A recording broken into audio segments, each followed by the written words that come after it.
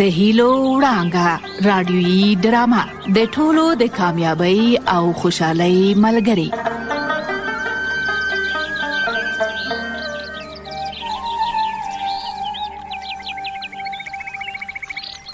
زه د خوشحال خیلو کلی یم. زه یو ځل بیا تاسو سره مخاطب یم. زه تاسو سره په خبرو کولو د خوشحالۍ احساس کوم. تاسو د نسرین ترور لاپې شاپې د ملالۍ خوږې ماشومانه خبرې د چنارګل او عاشق الله مسخرې او سندرې واورېدې. اوس به د کلیوالو حال واخلو چې هغوی څه کوي او څه وایي.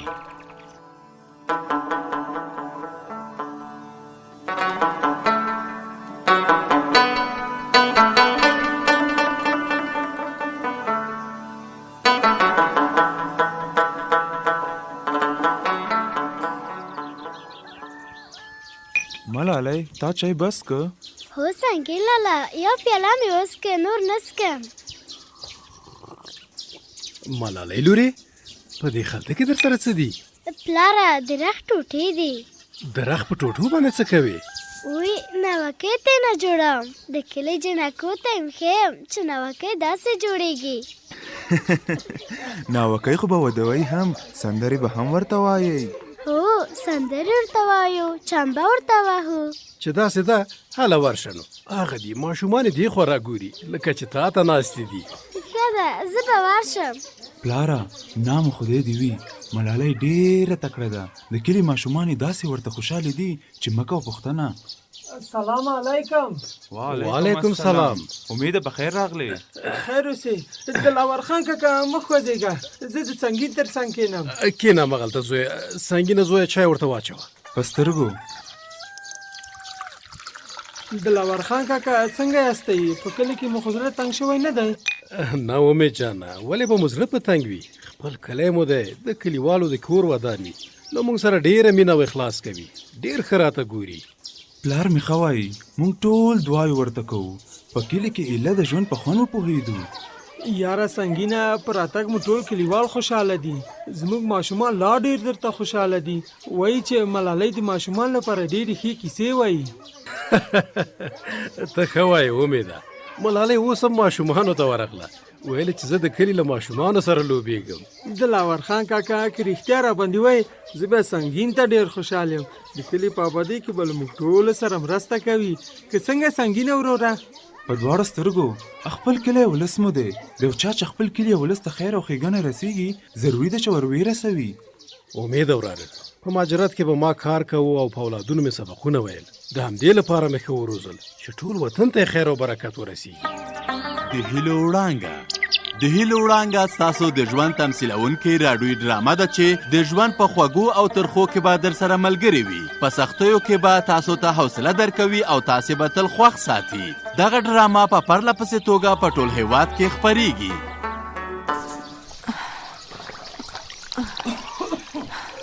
هغه ده همت خانم راغی. غرمه م نږدې ده وږی شوی به یي. پلوشې او پلوشې څه وایې وسړیه دلته ستا جامې مینځم. جامې پرېږده ډېر سخت وږی یم. ډوډۍ او قطق دې تیار دي او که نه؟ هر څه تیار دي. لږ صبر وکړه چې دا جامې په تنه باورې کړم بیا به ډوډۍ درته تیاره کړم. جامې به وروسته په تنه باورې کړې. اول ما ته ډوډۍ راوړه چې ډېر وږی یم. سمه ده ته دلته د انګړ په منځ کې په دې کټ کې کښېنه زه ډوډۍ او کتغ درته راوړم. هله لږه بیړه پرې وکړه ډېر سخت وږی یم. خیر دی چې لږ نور هم وږی شي ډوډۍ به م ښه در ولګېږي. ته نو د مړې خېټې خبرې کوې. زما له لوږې نو په سترګو تور او سپین را روان دي.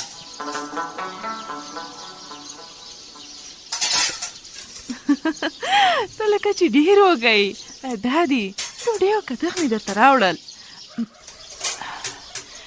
زه به اوبه وچلم چې راوړم چې لاسونه پرې مینځې. لاسونو مینځلو ته حاجت نشته. چې راتلم د سیند په اوبو مې ومینځل.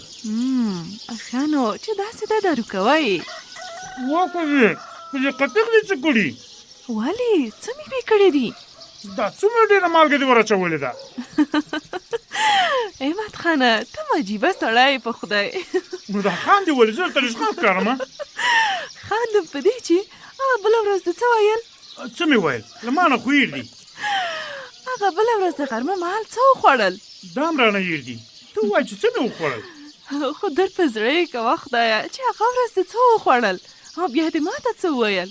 وښځې خو ته ووایه چې څه مې وخوړل. اوس ولې پوښتنې رانه کوې؟ خوش اندېښنې مه رااچوه. چې داسې ده نو ښه غوږ راته کېږده چې زه ملامته یم که ته ملامت یې. درته غوږ یم. اوس دې خبرې راباندې مه خرڅوه.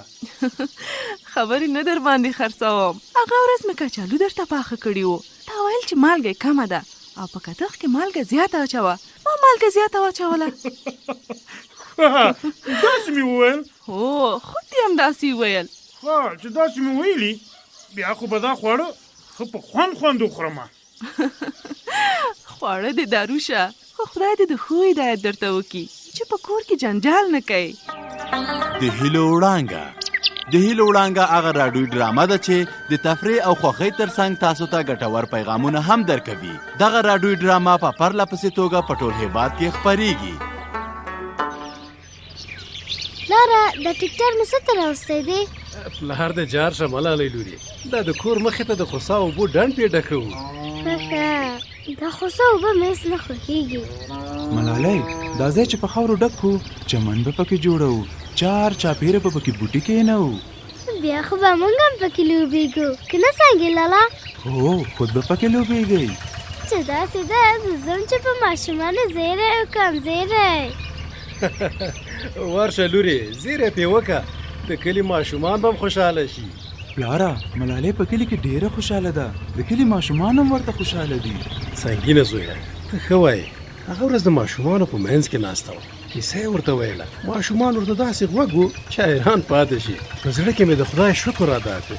وایي چې ماشومان لکه واړه بوټي داسې دي چې ښه روزنه یې وشوي لوی ونې ترې جوړېږي چې بیا ګلونه کوي، میوې نیسي او سیوری خوروي. یاره سنګینه زویه دا خو څه عجبه خوږه خبره کړې ده. رښتیا زویه زه به د ټکټر خواته ورشم چې څونه کار یې کړی دی. ښه ده پلاره ورشه چې کوم ځای پاتې وي هغه به م ورته وښیي. سلام علیکم.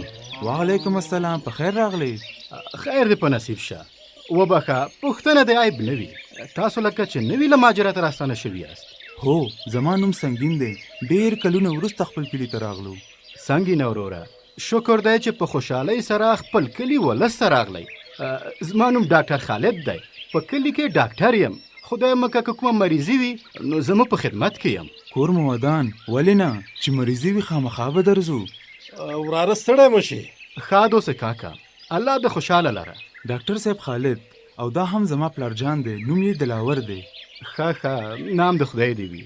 دلاور کاکا هوښیار سړی دی. زه چې خبر شوم چې کلي ته له مهاجرته یوه کورنۍ راغلې ده او د کور مخې ته د خوسا اوبو ډنډه کوي ډېر خوشحاله شوم. یاره ډاکټر صاحب دا راته ووایه چې ته زموږ په راتګ باندې خوشحاله شوې او که د ډنډ په ډکولو؟ په څو دلیلونو هم تاسو ته خوشحاله شوم او هم د خوسا اوبو د ډنډ ډکولو ته. ډاکټر صاحب زما پلار ته به سوال پیدا شوی وي چې په کوم دلیل زموږ راتګ او په کوم دلیل د خوسا اوبو د ډنډ ډکولو ته خوشحاله شوې.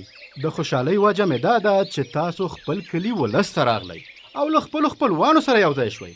بله دا چې نوې تجربې به مو له ځان سره راوړي وي. زموږ به په درد وخوري. وایم کور دې ودان ډاکټر صاحب ته ډېر ښه نیت لري. مننه دلاور کاکا. تاسو په خپله ښه او د خیر خلک یاست. اول خیر مو دا دی چې له راتګ سره مو سم د کلي د خوسا اوبو ډنډ ډک او کلیوال مو له مرضونو څخه وژغورل. ډاکټر صاحب خپل کلی او خپل وطن مو دی، د خیر د کارونه یې راباندې حق دی. ته ښه وایې. په کلي کې ځینې نورې ستونزې هم شته. یوه ورځ به سره کینو او د ستونزو د هوارولو لارې چارې به ولټوو. زه د خوشحال خیلو کلی چې له پیړیو دلته ودان یم. د ګودر د غاړې زرکلن چنار، دا چارچاپېره غرونه، دا پلنې دښتې او دا په مستۍ روان سیند، دا ټول له مانه مشران دي. تاسو زما د ژوند د خوشحالیو څخه ډکې شیبې په یوه خوندوره ډرامه کې اورېدلی شئ. د هیلو وړانګه راډیویي ډرامه.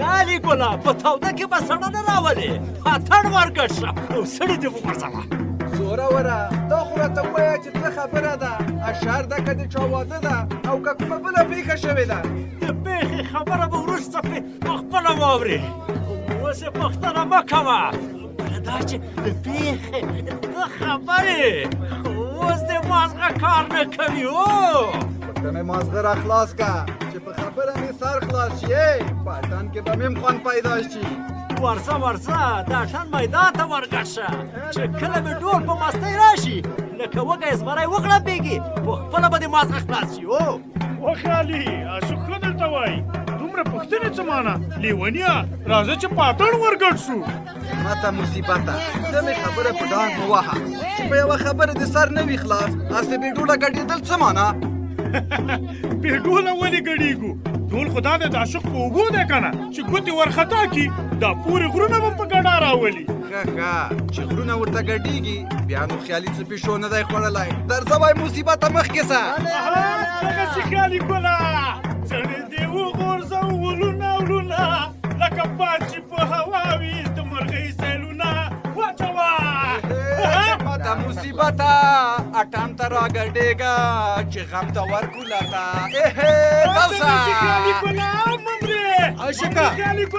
عاشقه دا ډول دې لږ غلی که چې په خبره سره پوه شو مه کوه پلاره پرېږده چې لږ ډول وکړي زمونږ وینې ایله اوس په مستۍ راغلي دي د پلار بچیه ډول خو چا وړی نه دی چې یو ځل په خبره سره پوه شو بیا به ډول درته ووایي که نه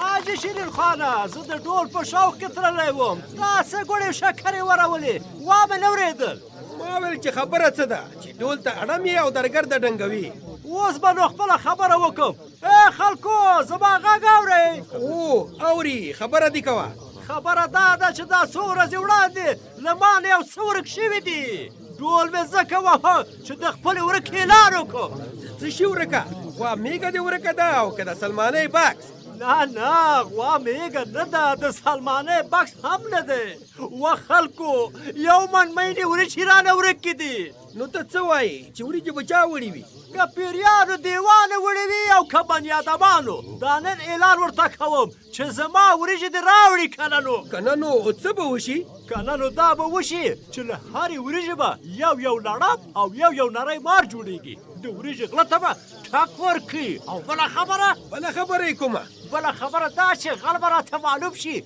رسوا کوم به او په خلکو به یې زنځیر او زولانه کوم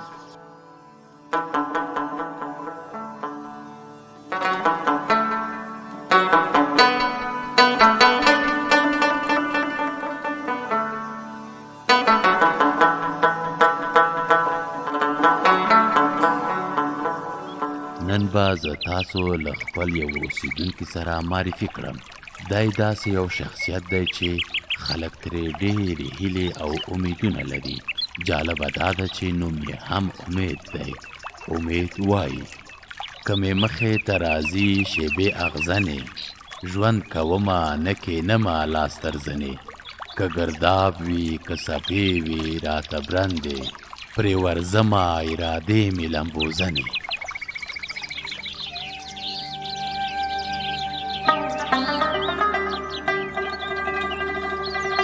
د هیلو وړانګه رادیویي ډرامه د ټولو د کامیابی او خوشحالۍ ملګری